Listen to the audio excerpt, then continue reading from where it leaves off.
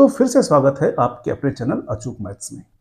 आज के सेशन में हम बात करेंगे angle sum property of triangle के बारे में। मतलब ट्रायंगल के अगर इंटीरियर एंगल्स को सम करें, कितने एंगल है? 3 एंगल है।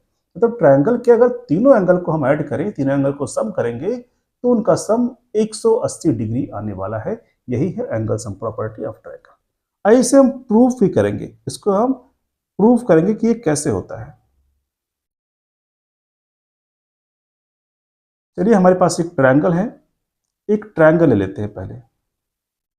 चलो, एक ये हमारा ये ट्रायंगल बन गया, ये ट्रायंगल है।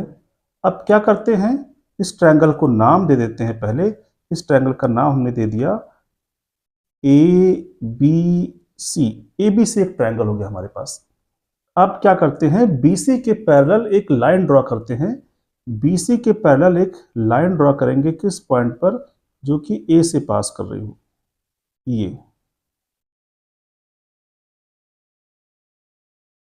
ये लाइन ड्रॉ कर लिया। इसको हमने नाम दे दिया पी क्यू। पी क्यू एक लाइन है या लाइन सेगमेंट है जो कि बीसी के पैरेलल है।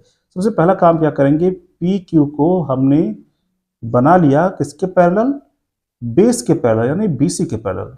सबसे पहला काम P Q parallel to BC. ये बात समझ में आ गई।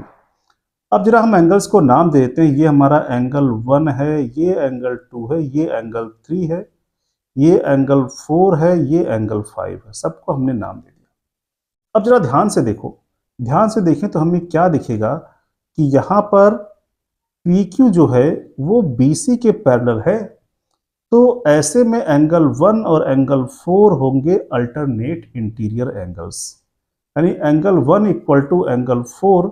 ये बात हम बोल सकते हैं, एंगल 1 इक्वल टू एंगल 4। क्या रीजन है इसका? क्योंकि ये अल्टरनेट इंटीरियर एंगल्स हैं। और ऐसे अगर हम ध्यान देंगे तो एंगल 3 भी हमारा एंगल 5 के इक्वल होगा, क्योंकि ये भी क्या है? अल्टरनेट इंटीरियर एंगल है। तो एंगल 3 इक्वल टू एंगल 5, ये भी क्या रीजन है? ये भी है अल्टरनेट इंटीरियर एंगल्स।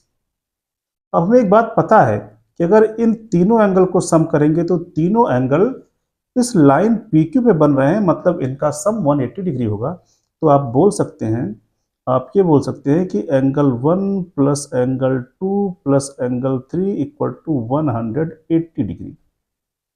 लेकिन हमने अभी प्रूव किया है कि जो हमारा एंगल 1 है वो 4 के इक्वल है और एंगल 3 जो है वो 5 के इक्वल है। यानी आप लिख सकते हैं एंगल 1 की जगह पर एंगल 4 लिख सकते हैं, प्लस एंगल 2 तो आप रहने दें, और एंगल 3 की जगह पर एंगल 5 लिख सकते हैं। ये 180 डिग्री हो गया।